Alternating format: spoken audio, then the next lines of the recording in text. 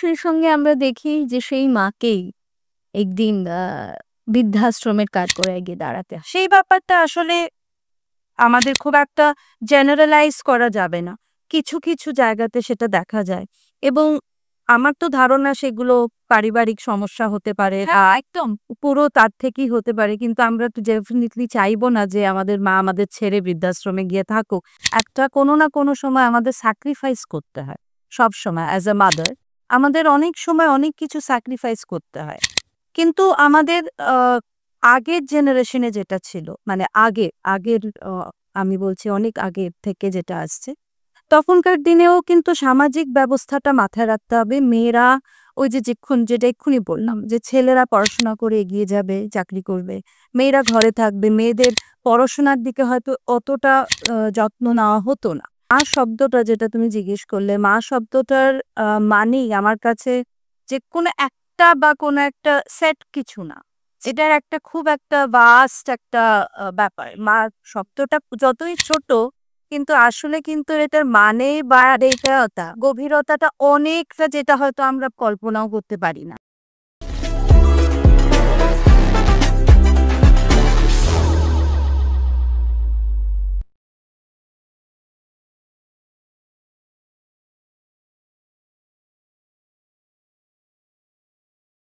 Welcome to our show talk with Ritu পডকাস্টে আপনাদের অনেক অনেক স্বাগত। আজকে মাতৃদিবস উপলক্ষে আজকে পডকাস্টে আমরা কনভারসেশন মারে নেয়া। মা আমরা লাইফে কতটা ইম্পর্টেন্ট, মা না থাকলে আমরা লাইফটা কি হইতে পারে, সবকিছু নিয়ে আজকে আমরা কথা কমু আমরা রাজ্যের অন্যতম নৃত্যশিল্পী, ওড়িশি নৃত্যশিল্পী শ্রীমতী সর্বাণী নন্দীর সঙ্গে। তার কমফোর্ট জোন মাথায় রেখা আমরা তার জন্যই আজকের ভাষাটা একটু পরিবর্তন করছি। আপনারা নিশ্চয়ই বুঝবেন। চলেন আমরা আজকের এই কনভারসেশনটা শুরু করি। নমস্কার। আমার পডকাস্ট কতটা দেখা হয় আমি জানি না, তবে আমি যখন সিদ্ধান্ত নিলাম যে আজকে মাতৃদিবস উপলক্ষে তোমার সঙ্গে একটা পডকাস্ট করি, তখনই অমিতদা আমাকে বলল যে দিদির সাথে করা যেতে পারে। এখন মাতৃদিবস উপলক্ষে তোমাকে যে কথাগুলো আমরা কনভারসেশনগুলো দর্শক শুনবে আমরা করব, সেটা প্রথমেই আমি জানতে চাইবো যে মা যে শব্দটা, সেইটা তোমার কাছে তুমি ঠিক কিভাবে ডিসক্রাইব করবে? প্রথমেই নমস্কার তোমাকে, আর অনেক শুভেচ্ছা। এত সুন্দর তোমার একটা ঋতু, টক উইথ ঋতু পডকাস্টের অনেক কথা শুনেছি আমি এবং খুবই সুন্দর রেসপন্স হচ্ছে। কনগ্রাচুলেশনস জানাচ্ছি, আর তোমার দর্শকদেরকেও আমার প্রণাম জানাচ্ছি সবাইকে। আর একটি খুব সুন্দর একটা থিম, মা, মানে মাকে নিয়ে। মা, এই যে আমাকে তোমরা ইনভাইট করলে তার জন্য আমি খুবই বলবো যে আমি একদম স্যাটিসফ্যাকশন একটা হচ্ছে। কারণ মা শব্দটা যেটা তুমি জিজ্ঞেস করলে, মা শব্দটার মানেই আমার কাছে যে কোনো একটা বা কোনো একটা সেট কিছু না, এটার একটা খুব একটা ভাস্ট একটা ব্যাপার। মা শব্দটা যতই ছোট কিন্তু আসলে কিন্তু এটার মানে বা গভীরতাটা অনেকটা, যেটা হয়তো আমরা কল্পনাও করতে পারি না। হ্যাঁ, তো আমার কাছে মা যেটা ব্যক্তিগতভাবে মনে হয়, যদি সাম আপ করতে হয় কিছু শব্দে, আমার কাছে তো মেইন ব্যাপারটা হচ্ছে আমাদের রুট, অরিজিন, আমাদের যেটা পরিচয়। আমার কাছে মা শব্দের অর্থই হচ্ছে আমরা যেখান থেকে আমাদের অরিজিন হচ্ছে। তো এইটা, তার সাথে আরো অনেক গভীর ব্যাপার আছে মা শব্দটার মানে। এবং মা শব্দটার আরেকটা মানে হচ্ছে একটা আমাদের সেফ স্পেস, যেটা বলি, কমফর্ট জোন। যেটা আমার কাছে মা ইনিশিয়ালি আমি এটাই বলতে চাইবো আর কি, একটা নিজে আপন, সব থেকে আপন এই শব্দটা আর কি আমার প্রথম স্পর্শ। প্রথম প্রথম সবকিছু আছে, প্রথম সবকিছু। যেটা আমি তোমাকে বলবো যে এই যে মাতৃদিবস, মায়ের জন্য কি আলাদা কোনো ডেট ফিক্সড করা থাকে, এটা মায়ের দিন, এরকম কি হয়? আমার সেটা মনে হয় না, একদমই মনে হয় না। কারণ এটা হতেই পারে না মায়ের জন্য। বাট ইয়েস, একটা জিনিস যেটা করা আমরা যেটা এখন বুঝি, সেটা হচ্ছে কোনো কিছুর মাকে সেলিব্রেট করতে যেরকম আমাদের জন্মদিন একটা দিন আমরা সেলিব্রেট, সেইভাবে দেখতে গেলে করা যেতে পারে, করা যেতেই পারে। এবং একটা দিন স্পেশালি আমরা মায়ের জন্য উৎসর্গ করলাম। মাকে কিছু যেটা রেগুলার বেসিস আমাদের রোজকার ডেলি বেসিসে হয়তো লাইফ রুটিনে হয় না, মাকে বলা থ্যাংক ইউ ওয়ার্ডটা আমরা কখনোই মাকে বলি না। না। তো ওই একটা কথাটা নাই বা বললাম, বা একটা জেস্টার, একটা কিছু ওই সেলিব্রেট করার জন্য একটা দিন আমরা রাখতেই পারি। তুমি যে কথাটা বললে উৎসর্গ, এই যে ওয়ার্ডটা এলো, সেখান থেকে বলবো যে মায়ের সাথে দেবীর তুলনা করা হয়। মা দুর্গা বলো, সে এই যে দেবীর তুলনা করে ওই একটা সময় মাকে বৃদ্ধাশ্রমের দরজায় গিয়ে দাঁড়াতে হয়, সেটা কেন হবে?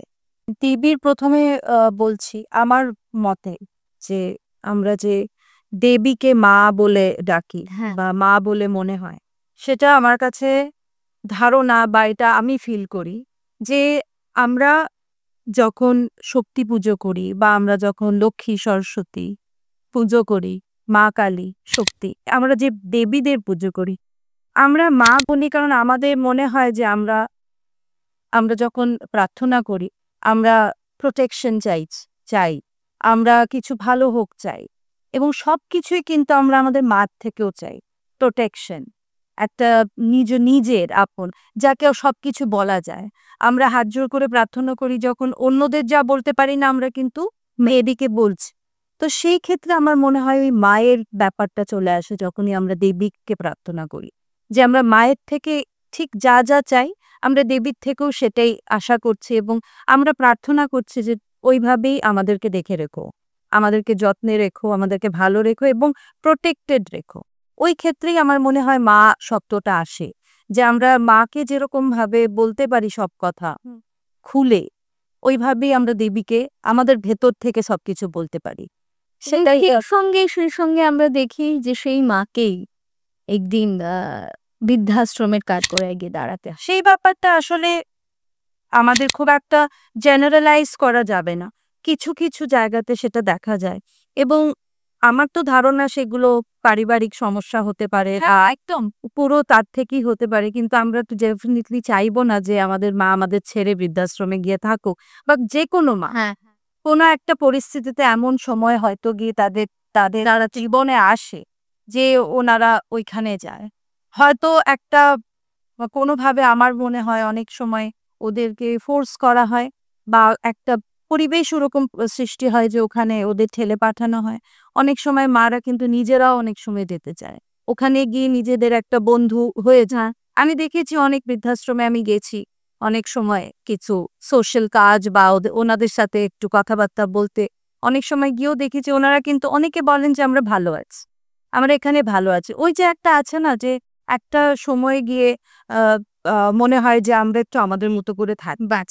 হ্যাঁ, ওই সময়টা যেহেতু কিন্তু আমরা কেউই চাইবো না ওদের আমাদের নিজেদের কাছে, নিজেদের পরিবার ছেলে মেয়েদের সঙ্গে থাকতে কিন্তু ওনারা বেশি চাইবে। তো এরকম পরিস্থিতি যেন না আসে হ্যাঁ, আমাদের কারো ছেলে এবং মেয়ে, কথায় আছে যে মায়েদের সবথেকে প্রিয় সন্তান ছেলে হয়। এটা কি সত্য? আমার কাছে একদমই না। আমি ব্যক্তিগতভাবে এটা একদম বিশ্বাস করি না। এটা কাজেই এই প্রশ্নের উত্তর আমি নাই বলব। কারণ আমার নিজের মেয়ে আছে, কন্যা সন্তান, এবং আমার কাছে মানে ছেলে আর মেয়ে ইকুয়াল হবে। একটি মা কখনোই আলাদা করতে পারে। আচ্ছা। একটি মা কখনোই আলাদা চোখে দেখতে পারে না। কিন্তু তুমিও হয়তো কোথাও শুনেছো। শুনেছি নিশ্চয়ই, এটা আমাদের সমাজ হয়তো বলে।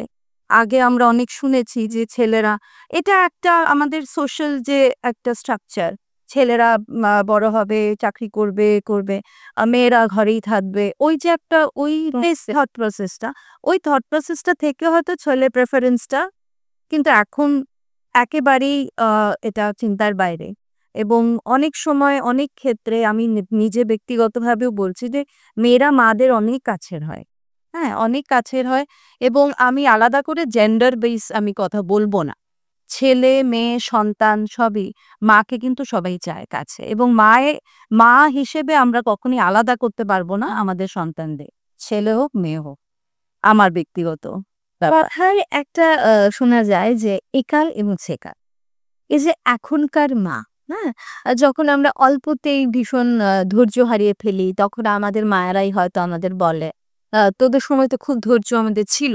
কিন্তু এখন অল্পেতে কেন ধৈর্যটা হয়ে আছে? এই যে একালের সেকালের মায়েদের একটা ভূমিকা, সেইটা তুমি কি করে দেখো? বা তোমার কাছে গিয়ে কোথাও গিয়ে মনে হয় যে আ সত্যিই আমাদের মায়েরা কত ধৈর্যশীল ছিল, আমরা অল্পেতেই ধৈর্য হারিয়ে ফেলি। সেটা কি বলবে? আবার ঘুরে ফিরে ওই সমাজ একটা সামাজিক যে ব্যবস্থা আছে না? আমার মনে হয় একাল সেকাল এই যে দেন আর নাও ব্যাপারটা মায়ের ক্ষেত্রে, মাদার্সদের ক্ষেত্রে আমার মনে হয় ওই সময়টা এই যে মায়ের কিন্তু আরেকটা নাম আমরা যেটা শুনি এবং আমরাও ফিল করি, একটা কোনো না কোনো সময় আমাদের স্যাক্রিফাইস করতে হয়। সবসময় অ্যাজ আ মাদার আমাদের অনেক সময় অনেক কিছু স্যাক্রিফাইস করতে হয়। কিন্তু আমাদের আ আগের জেনারেশনে যেটা ছিল মানে আগের অ আমি বলছি অনেক আগের থেকে যেটা আসছে, তখনকার দিনেও কিন্তু সামাজিক ব্যবস্থাটা মাথায় রাখতে হবে। মেয়েরা ওই যে যেটা এক্ষুনি বললাম যে ছেলেরা পড়াশোনা করে এগিয়ে যাবে, চাকরি করবে। মেয়েরা ঘরে থাকবে। মেয়েদের পড়াশোনার দিকে হয়তো অতটা যত্ন নেওয়া হতো না। কিন্তু এখন কিন্তু মেয়েরা বা আম এখন না শুধু আমাদের আগের জেনারেশনও দেখেছি, আমাদের মায়েদের সময়ও তখন থেকে দেখেছি মেয়েরা পড়াশোনার দিকেও অনেক আ এগিয়ে এবং একই রকমভাবে ছেলেদের সাথে পড়াশোনায় পরীক্ষা দিচ্ছে, সবকিছু আ মানে প্রফেশনাল লাইনে যাচ্ছে। এই যে এত কিছু হচ্ছে, তার মধ্যে থেকে কিন্তু এই ডিফারেন্সটা মনে হয় দেন আর নাও, সেকাল আর একাল। হুম। তখন কিন্তু ওই একটু হোম বাউন্ডে ছিল যে বাড়ির মধ্যেই মায়েরা থাকতো বা ওইভাবেই ওদের ছোট থেকে বড় হওয়া মেয়েদের ওরমই ছিল। যে একটা পয়েন্টে গিয়ে বিয়ে হবে, সন্তান হবে, ওই বাড়ির মধ্যে বাড়ির কাজকর্ম। এখন কিন্তু অনেক মাল্টিটাস্কিং মেয়েরা। মাল্টিটাস্কিং, পড়াশোনা এগিয়ে গেছে, ছেলেদের ইকুইভ্যালেন্ট হয়ে গেছে। তো ওই যে একটা একরকম ব্যাপার, তো হুম। এত বছর এত সময় ছোটবেলা থেকে পড়াশোনা করে সেগুলোকে তো কোথাও কাজে দিতে হবে। অ্যাট দ্য সেম টাইম কখনো না কখনো গিয়ে মা হচ্ছে। মায়ের ভূমিকাটাও করতে হচ্ছে। তো আমার কাছে মনে হয় এখনকার দিনে যারা, এখনকার যে মায়েরা অনেক বেশি মাল্টিটাস্কিং, অনেক বেশি পেশেন্স কিন্তু আমরা আমাদেরও আছে। কারণ আমরা ঘরে বাইরে দুটোই দেখছি এবং আমাদের ছেলেমেয়েরাও জানে যে মারা মানুষ। At the end of the day মারা তো মানুষ, হিউম্যান বিংস। তো মায়েদেরও ইচ্ছা থাকে, মায়েদেরও যে প্রফেশন এগুলোকে ধরে রাখতে হবে। কোনো ছেলেমেয়েই আমার মনে হয় না সেন্সিবল ছেলেমেয়েদেরও ভালো লাগবে যদি তাদের মাদের খুশি একটা মন মুভ দেয়। সারা জীবন যদি তুমি তোমার সবকিছু ছেড়ে দিয়ে সংসারের দিকে মানে পরিশ্রম মায়েদের করো, ত্যাগ, তখন কিন্তু একটা সময় আসে যখন নিজের ছেলেমেয়েরাও বড় হয়ে গেল। তখন কিন্তু মনে হয় যে আমি তো এটা পারতাম, এটা আমি করি। তো আমার কাছে এখন মনে হয় মেয়েদের এই কনসিয়াসনেসটা আরেকটু বেশি আছে। তবে তোমার কথাতে যতটুকু মানে মানে আমি মনে করি যে এখন কিন্তু ছেলেমেয়েরা মাকে সাকসেসফুল দেখতে বেশি পছন্দ করে। এটা হ্যাঁ, এটা কিন্তু একাল আর সেকালের মধ্যে একটা ওরা ইনফ্যাক্ট প্রাউড ফিল করে। ওদের এবং সত্যি কথা হচ্ছে যদি মায়েরা নিজেদের সব মানে তুমি তো মা, তোমার অবশ্যই তুমি তোমার সন্তানকে তুমি ইয়ে করবে না। কি তোমার ডিউটিটা করবে, তোমার রেসপন্সিবিলিটি, তোমার ভালোবাসা এগুলো তো তুমি এভয়েড করতে পারবে না। এবং তোমার এবং আমার ওই ডিউটি ওয়ার্ডটাতে আমার আমার একটু ইয়ে আছে। এটা ডিউটি না। একটা মায়ের ভালোবাসা থেকেই সন্তানকে দেখাশোনা করে। ভালোবাসা থেকেই মায়ের এই যে একটা বন্ড, মাদার চাইল্ড যে বন্ডটা, এটা তো কোনো ডিউটি না, রেসপন্সিবিলিটি না। এটা হচ্ছে একটা বন্ড। এটা একটা এভারলাস্টিং ফরএভার বন্ড। তো ওই বন্ডের থেকে যেই জিনিসগুলো অ্যাকশন, জেস্চার আমরা যা করছি আসে, এগুলো ন্যাচারাল প্রসেস। তাছাড়া আমরা যদি আমাদের লাইফটাকেও সেলফ কেয়ার যেটা নিজেদের কেয়ার, নিজেদের যত্ন, mental health, physical health, professional দিকটা আমরা যেগুলোতে আমরা এত বছর পড়াশোনা করে নিজেদের তৈরি করেছি, এই জিনিসগুলো যদি আমরা নিজেদেরটা না হারাই, আমরা কিন্তু ছেলেমেয়েদেরকেও ওই এক্সাম্পলটাই দিতে পারবো। একদম যে তোমাদের লাইফে কোনো কিছুই আটকে থাকে না, কোনো দায়িত্বর জন্য বা কোনো কিছুর জন্য নিজেদের আটকায়। অ্যাজ আ মাদার অলসো আমরা নিজেদের সন্তানদেরকে ওই এক্সাম্পলটা সেট করতে পারবো, উদাহরণটা দিতে পারবো যে তোমাদেরও কন্যা সন্তানদেরকেও দেখানো যাবে যে তোমাদের একটা জায়গায় গিয়ে সংসারের মধ্যে জড়িয়ে পড়ে সব নিজেদের হারিয়ে ফেলাটা ঠিক না। এটা পরবর্তী জেনারেশনকেও এফেক্ট করে। ওরাও ভাবে যে আচ্ছা মেয়েদেরকে তো ওইভাবেই থাকতে হবে। এটাই নিয়ে হ্যাঁ, এটাই নিয়ম। ওইটা না। আমরা সবটাই যদি একটা ব্যালেন্স ওয়েতে থাকে না, বাচ্চাদের গ্রোথটাও সুন্দর হয়। দেখছে যে মা বাবা ইকুয়ালি করছে সব, মারাও চাকরি করছে, মারাও নিজেদের তা মেনটেন করেও ওদের চাহিদা বা ওদের যা ডিজায়ার এগুলো রাখছে, পাশে আছে। ওইটা একটা ব্যালেন্স তৈরি করায়। আমি মানে এটা কম্পিটিশন কিনা আমি জানি না। কিছু, কিছু ক্ষেত্রে আমরা দেখে আসি যে ফ্যামিলির মধ্যে ভীষণ এটা নিয়ে কন্ট্রোভার্সি হয় যে যারা নাকি ওয়ার্কিং ওম্যান যেমন তুমি তোমার সন্তানকে তুমি যতটা সময় দিচ্ছ তার থেকেও বেশি সময় যারা হাউসওয়াইফ। ডেফিনিটলি হাউসওয়াইফ বলে কোনো মহিলাকে বা কোনো মাকে ছোট করা না। কিন্তু কাজের তো ডিফারেন্ট আছে। কেউ বাইরে করছে, কেউ ঘরে করছে। এবার আমার মনে হয় ঘর সামলানোটা আরো বড় গুরুদায়ী অনেক।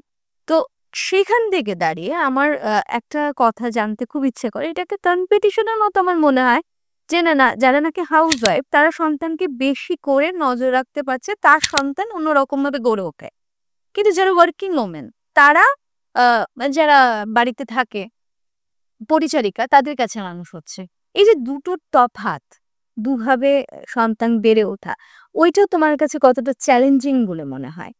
এটা না অ্যাকচুয়ালি ডিপেন্ড করে কি জানো তো, এটা আমার ডিপেন্ড করে একদম ছোটবেলা থেকে তুমি তোমার সন্তানের সঙ্গে তোমার সম্পর্কটা আছে। এটা আমার কাছে এটাই মনে হয় যে তোমার সঙ্গে তোমার সন্তানের সম্পর্কটা, যে একটা বুঝিয়ে দেওয়া যে এটা ঠিক আর ওটা ঠিক না।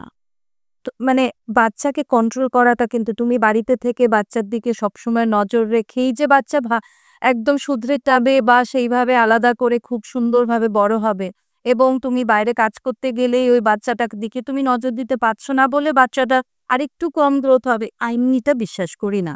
কারণ সেটা কিন্তু ছোট থেকে যদি তোমার ওই রিলেশনটা গ্রো করে তোমার সন্তানের সাথে, যে তুমি ওকে বুঝিয়ে দিচ্ছ যে দেখো এইটা ঠিক এটা ভুল, বা এটা ঠিক তোমার জন্য এটা ঠিক নেই, ওইভাবে যদি ছোটবেলা থেকে না ওই মানসিক ব্যাপারটা গ্রো করে, তোমার সঙ্গে রিলেশনটা গ্রো করে, তুমি দেখবে এটার কোনো কিন্তু ইয়ে নেই, মানে এটা কিন্তু তুমি কোনো বলতে পারো না যে বাড়িতে থাকলেই তুমি সেরকম ভাবে তুমি নজর রাখতে পারবে বা সে তোমার বাচ্চা তোমার সঙ্গে এতটা ক্লোজ হবে। তুমি বাইরে গেলেও কিন্তু তোমার ছেলে বা মেয়ে তোমার সঙ্গে ওই যে যদি বন্ডটা থাকে না, ওই শেয়ারিং, ওই যে ফ্রেন্ডশিপ, একটা একটা পয়েন্টের পরে ছেলে মেয়ে সন্তানরা বন্ধু হয়ে যায়। আমার মেয়ে আমার যেমন বন্ধুর মতো, ঠিক আছে? একটা ওপেন একটা কথাবার্তা। এখনকার ছেলেমেয়েদের যে ক্রাইসিস গুলো, এগুলো বোঝা মা হয়ে। এই যে একটা ব্যাপার, আরে মেন্টাল হেলথ আমার কাছে মনে হয় না যে বাড়িতে থাকলেই আমি মেয়েকে দেখতে পারবো, আমি একটু কাজে বেরোলে আমি দেখব না। আমার কিন্তু ঘুরে ফিরে ওই যে একটা ফিরে ছেলেমেয়েরাও ভীষণ আজকাল ব্যস্ত, অনেক ব্যস্ত আগেকার দিনের থেকেও। ওদেরও সময় নেই কিন্তু। ওরাও ঘরেই কম থাকে, স্কুলে, টিউশন, তারপরে এক্সট্রা কারিকুলার অ্যাক্টিভিটিস সবকিছুতে ব্যস্ত থাকে। ওই যে একটা হেলদি রিলেশনশিপ যদি প্যারেন্টসদের সাথে বাচ্চাদের হয়, তখন কিন্তু ওই ঘরে আর বাইরে শুধু ওই ব্যাপারটা থাকে না। ঘুরে ফিরে একটা শেয়ারিং, বন্ধুত্ব। At the end of the day আমরা ঘুরে ফিরে বসে কথা বলছি, সারাটা দিন শেয়ার করছি। তো বাচ্চাটাও দেখছে যে আমাদেরকেও এইভাবে করতে হবে কাজ। শুধু বাড়িতে বসে আছি তা না। বাড়ির কাজকর্মের মধ্যে যে একটা আম প্রচুর একটা মহিলার বাড়িতে মায়ের দায়িত্ব, আ মানে স্ত্রীর দায়িত্ব, হ্যাঁ? মানে সবাইকে নিয়ে যে সংসার করা, এটা কিন্তু কোনো অংশে কম না। হোম মেকার বলি আমরা এদেরকে, যারা বাইরে চাকরি করতে যাচ্ছে। এরা কোনো অংশেই কম না। এরাও প্রচুর এদের দায়িত্ব, এদের সবকিছুই দেখছে। ঠিক আছে? কিন্তু আমার মনে হয় ওদের মধ্যেও যদি কোনো কিছু, ওই যে একটা হিডেন ডিজায়ার যেটা ওরা করতে ভালোবাসতো, ও যে একটা ডিগ্রি আছে, পড়াশোনা করেছে, হ্যাঁ, ওগুলোকে হারিয়ে ফেলে সংসার দেখা, ওইটা কি হয় একটা পয়েন্টে গিয়ে তোমাকে একটু মেন্টালি এফেক্ট করবে, যে একটা কোথাও না কোথাও গিয়ে একটা দুঃখ থেকে, অনুশোচনায় হ্যাঁ, দুঃখ থেকে যাবে। সেটা নিজের জন্য হেলদি হয় না। তো একটা বাচ্চা বা একটা সন্তান সবসময় তার মাকে মেন্টালি ফিজিক্যালি হেলদি যদি পায়, তাহলেই কিন্তু রিলেশনটা বা ওই বাচ্চাটারও যে গ্রোথটা অনেক বেশি ভালো হবে, এটা আমার ধারণা। আমি এমন অনেক মানুষের সঙ্গে আমার কথা হয়েছে এবং আমি জানি যে কোনো মেয়ে যদি মা না হয় তার কাছে সেটা একটা খুব মানসিকভাবে কষ্টের। এটা তার থেকেও বেশি কষ্টের অন্যরা যারা বলে। হ্যাঁ, এবার একটা কমন ব্যাপার আমাদের বিয়ের পরে মা হওয়া। এটা একটা কমন ব্যাপার। এই যে বিয়ের পর বিয়ের পর মা না হতে পারা, হ্যাঁ? সেটা এই যে প্রশ্নগুলো, কে কবে মা হচ্ছ? এই যে কোয়েশ্চেনটা, এটা কি তোমার কাছে মনে হয় স্পর্ধা? যে আমি কবে মা হচ্ছি সেটা তো আমার আমার আমার সেইটা তুমি কি করে দেখো? কারণ এটা এটা মেয়েদের ফেস করতে হয় সবসময়। বিয়েও যদি একটু দেরিতে হয় সেটাও শুনতে হয় মেয়েদের যে কবে বিয়ে হচ্ছে, বয়স পেরিয়ে যাচ্ছে। তো এইগুলো অনেক কিন্তু আমরা সোসাইটিতে ওভারকাম করতে পেরেছি এখন। আগের সাথে এখন আমি দেখছি এটা হয়তো মেয়েরা মেয়েদের নিজেদেরই ওই জায়গাটা করে নিয়েছে যে ওই বাউন্ডারিজ যেটা বলি আমরা, ওই বাউন্ডারি সেট করেছে যে আমাকে কেউ এসে প্রশ্নটা করলে আমি তো জবাব দিতে পারবো। যেরকম আমার কবে বিয়ে হবে সেটা অ্যাবসোলিউটলি আমার নিজের ওপরে। আমার ডিসিশন আমি কবে রেডি থাকবো বিয়ে। সেম মা হওয়াটাও তাই। ওই একটা যে ওই বাইরের একটা প্রেশার যে কবে মা হচ্ছ, মানে এটা তো পুরো একটা বায়োলজিক্যাল ব্যাপার। নিজের মানে শুধু বায়োলজি না, বায়োলজিক্যাল না, এটা মেন্টাল ব্যাপার। আমি রেডি আছি কিনা টু বি এ মাদার। ওই যে ব্যাপারটা, এই ব্যাপারগুলো যদি বাইরে থেকে প্রেশার আসে তখন এটা হেভি হয়ে যায়। আমি এটাই বলতে চাই, আমার মনে হয় না এইদিকে কোনো রকমের এই যে আউটসাইড যে বাইরের কথাবার্তাগুলোতে বেশি করা উচিতই না। কারণ at the end of the day আমাদের নিজেদের ভালোটা আমাদেরই দেখতে হবে। আর আমি তার সাথে আমি আরেকটা জিনিস আমি বিশ্বাস করি না যে আমি বায়োলজিক্যাল মাদার হলেই মাদার হতে পারবো। হ্যাঁ, সেটা আর কোয়েশ্চেন ছিল। হ্যাঁ, যাই হোক। আমার মানে মা শব্দটার অর্থ কিন্তু শুধু যে আমি জন্ম দিচ্ছি বলেই কাউকে জন্ম দিচ্ছি বলে আমি মা হয়েছি তা না। আমি আ আমি একটা খুব সদ্গুরুকে আমরা সবাই চিনি। আমি সদ্গুরু মেডিটেশন করি। তো সদ্গুরুর একটা কথা খুব আছে যে "B the mother to the universe". মানে পুরো জগতের মা ভেতর থেকে ফিল করো। তাহলে তুমি ওই হাম্বলনেসটা আসবে, ওই যত্ন, ভালোবাসাটা মানুষের প্রতি মানুষদের আসে। যে কেউ মানে একটা মা কি করে? আমরা বিপদে পড়লে আমাদের সাহায্য করে, প্রটেক্ট করে। ওইটা একটা ন্যাচারাল একটা ব্যাপার আমাদের মনে এমনিতেই কিন্তু আছে। এবং যত আমরা ওইটাকে নার্চার করব, আমাদের মধ্যে ওই মাদারহুড, আমাদের মাতৃত্ব ব্যাপারটা যায়। ঠিক আছে? তো আমরা শুধুই যে আমাদের বাচ্চাদের বায়োলজিক্যাল চিলড্রেনদের প্রতিই ওই ভালোবাসাটা থাকবে তা না। আমি এটা বিশ্বাস করি না। বা যেই মানে মহিলাদের কোনো অসুবিধার কারণে হলো না, সন্তান হলো না, তারা কিন্তু তাদের মধ্যে যে ফিলিংটা এটা তো আর হারিয়ে যাবে না। ওইটার যেটা মনের মধ্যে যেটা আছে, এটা ওরা মানে আমি তো বলতে চাইবো অ্যাডপশন আছে, অমুক আছে। তো এই ব্যাপারগুলো অ্যাডপশনের কথাটা আমি একটু ইন্টারাপ্ট করি যে আমরা যারা দেখছি যে মা হতে পারছে না, তাতে ফ্যামিলি শুধুমাত্র মায়ের সিদ্ধান্ত থাকে না, এখানে বাবার সিদ্ধান্ত রয়েছে, পুরো ফ্যামিলির সিদ্ধান্ত রয়েছে যে একটি বাচ্চাকে দত্তক নেওয়া, অ্যাডপ্ট করা। তো সেখানে দাঁড়িয়ে আমরা দেখি বাচ্চাটা যখন কিছু কিছু টক্সিক রিলেটিভস যারা রয়েছে তাদের কাছে এটা খুব ভয়ানক থাকে যে এই যে বাচ্চাটাকে ইন্ট্রোডাক্ট করা ফ্যামিলির সঙ্গে বড় হয়ে সে জানতে পারলো, হ্যাঁ, বা আমার মনে হয় যাকে আমি অ্যাডপ্ট করছি তার কি কোথাও বড় হয়ে জানাটা যে সে তার মা বাবা ওটাই আমি প্রথম থেকেই বলছি। এটা খুব ডিপেন্ড করছে তুমি বাচ্চাটাকে কিভাবে বড় করছো। হ্যাঁ, এটা যদি তুমি হ্যাঁ, তো এটা ওই ইন্টারপার্সোনাল রিলেশন। এটা হচ্ছে বন্ডটা। তোমার সঙ্গে তোমার সন্তানের সম্পর্কটা কি? এটা কি শুধুই তুমি তোমার দায়িত্ব ভাবো তাহলে একরকম হবে? বকাবকি, কন্ট্রোল। বাচ্চাকে কখনো কন্ট্রোল করা যায় না। বাচ্চাদেরকে কিন্তু ওদের স্পেসটা দিতে হয়। তুমি গাইড করবে, কন্ট্রোল করবে না। আমার কাছে এটাই মনে হয়। কন্ট্রোল করলেই কিন্তু বাচ্চারা একটা পয়েন্টে গিয়ে তোমাকে ছেড়ে অন্যদিকে বা বাইরে গিয়ে কিছু করছে, তোমার থেকে জিনিস লুকোচ্ছে।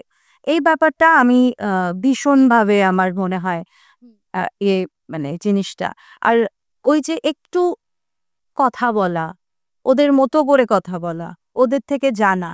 এটা যদি তোমার নিজের বায়োলজিক্যাল চাইল্ড নাও হয়, তোমার নিজের সন্তান না হয়ে তোমার অ্যাডপ্টেড চাইল্ড হয়, তুমি তো তার সাথে ওই সম্পর্কটাই করবে। আমি ওরকম অনেককে চিনি, আমার বন্ধু-বান্ধবদের মধ্যেই আছে, দত্তক নিয়েছে এবং খুব সুন্দর সম্পর্ক। এবং আমার মনে হয় না ওই বাচ্চাগুলো বড় হয়ে গেলে পরে যদি জানতেও পারে, ওই যে বন্ডটা, এটা তো ভেঙে যাবে না। যে এই বন্ডটা তোমার তৈরি করতে হবে। তোমার নিজেরই হোক কি অ্যাডপ্টেড হোক। অ্যাডপ্টেড যে সেও তো তোমার নিজেরই। তুমি তাকে বড় করছো, তুমি তাকে যত্ন করছো, তুমি তাকে রেইজ করছো, তো তুমি তার প্রতিও ভালোবাসা ইকুয়াল হবে। তার ওই মেন্টালিটি নিয়েই আদত্ত করা উচিত আমার ধারণা, যদি সেরকম ভাবে তোমার নিজের মতো করে তুমি তাকে দেখাশোনা করতে পারো। তো মা হিসেবে তো মা মানে তো মা, মা কখনো ডিফারেন্সিয়েট করতে পারে না। একদম। একজন মার কাছে আরেকজন মায়ের একটা কোয়েশ্চেন যে আজকাল সোসাইটি ভীষণ মানে আমার মনে হয় সোসাইটি এখনো স্মার্ট হয়নি। মানে কিছু, কিছু থিংকিং এ। সেই যে থটস গুলো যে সিঙ্গেল মাদার হুম অনেক সময় কি হয় যে আমরা বাইরে দেখেছি, অন্যান্য স্টেটে দেখেছি, অন্যান্য কান্ট্রিজ গুলোতে দেখেছি যে আমরা কখনো মানে ওইটা তো ওদের মধ্যে ওইটা নাই যে আমার বিয়ে করে মা হতে হবে। হুম আমি একটা চাকরি করি, আমি যথেষ্ট ফাইন্যান্সিয়াল ভীষণভাবে স্টেবল। আমি মা হতে চাই, আমি কোথাও একটা অ্যাডপ্ট করে নিলাম বাচ্চা। এই যে সিঙ্গেল মাদার, তো আমাদের সোসাইটিতে তো আমাদের ভারতবর্ষে সিঙ্গেল মায়েদের কেউ অ্যাকসেপ্ট করে না। কিন্তু এই যে মা হওয়ার জন্য যে আমার বাবাকে প্রয়োজন, এইটা তুমি কি বলবে? যে এটা কিন্তু এখানেও আমার মানে বেশ কিছু চিনি আমি, আমার বন্ধুদের মানে আছে যাদের হয়তো সম্পর্ক আহ, কারোর কোনো পুরুষের সাথে নেই, হ্যাঁ, বা বিয়ে হয়নি, বিয়ে করেনি, কিন্তু জাস্ট একটা বাচ্চা সন্তান চায় তাদের জীবনে। একটা একটা সন্তান কিন্তু আমাদের জীবনে একটা খুঁটি, কিন্তু অ্যাঙ্কার যাকে বলে। হ্যাঁ, একটা সন্তান থাকে কিন্তু আমাদেরকে কিন্তু খুব কাম করে, একটা জায়গায় এনে পৌঁছায়, এটা আমি বিশ্বাস করি। রেস্টলেস জীবনের কিন্তু at the end of the day কিন্তু একটা বাচ্চা কিন্তু ওই যে একটা খুঁটি ধরে আনা যে বিষয়টা, ওই ব্যাপারটা আসে। তো অনেকে ওইটার খোঁজে কিন্তু বাচ্চা দত্তক নিতে চায়। এবং হ্যাঁ, আমাদের দেশে এখনো এটা সাংঘাতিকভাবে শুরু হয়নি, কিন্তু হচ্ছে। যেমন সুস্মিতা সেন হ্যাঁ, হ্যাঁ, সুনিতা সেন কত ইয়াং এজে দুজন বাচ্চা অ্যাডপ্ট করেছে, এবং আরো অনেক সেলিব্রিটিতে তো অনেক উদাহরণ আছে। কিন্তু তাদেরও হ্যাঁ, শুনতে হয়। তাদেরও শুনতে হয় এবং তাদেরও চ্যালেঞ্জিং, এটা অনেকটা চ্যালেঞ্জিং কিন্তু, যে ঠিকমতো এখানে অনেক নজরও থাকে এদের উপরে, কারণ প্রথমত সিঙ্গেল, তার উপরে বাচ্চাকে ঠিকমতো বড় করছে কিনা, দায়িত্বগুলো পালন করছে কিনা, কারণ এই ব্যাপারগুলো কিন্তু ওদেরও অনেক ফেস করতে হয়, এই চ্যালেঞ্জগুলো। কারণ অনেক নজর থাকে ওদের ওপরে যে ঠিকমতো কাজটা হচ্ছে কিনা, কারণ যেই আমরা তো আর হুট করে কাউকে নিতে পারি না, এগুলো অনেক লিগ্যাল প্রসেস আছে। ওই লিগ্যাল প্রসেস দিয়ে যাওয়া, লিগ্যাল নজরও থাকে এদের ওপরে, সময়ে সময়ে গিয়ে দিয়ে দিতে, এগুলো প্রচুর চ্যালেঞ্জিং। সবকিছু ঊর্ধ্বে গিয়ে যদি ওই যে ভালোবাসার সম্পর্কটা গড়ে ওঠে সন্তান আর মায়ের প্রতি, মায়ের মধ্যে, তাহলে অনেকটা ওভারকাম হয়ে যায়, অনেকটা ক্ষেত্রে জিতে যাওয়া আর কি ব্যাপারটা। আমার একদমই মনে হয় না যে শুধু নিজে জন্ম দিতে পারলেই আমি মা হলাম। আমি অনেকের মা হতে পারি। এটাই হচ্ছে, যেরকম আমার নাচের স্কুল আছে, আমার অনেক বাচ্চারা আছে নাচের স্কুলে। আমি যখন নাচ শেখাই, আমি আমার মেয়ের সাথে আরো ১০টা বাচ্চাকে নাচ শেখাচ্ছি। আমি কখনো আলাদা করে এটা আমার মেয়ে, বাকি আমার একটা অদ্ভুত একটা সবাইকে নিয়ে সবকটাই আমার বাচ্চা, এরকম মনে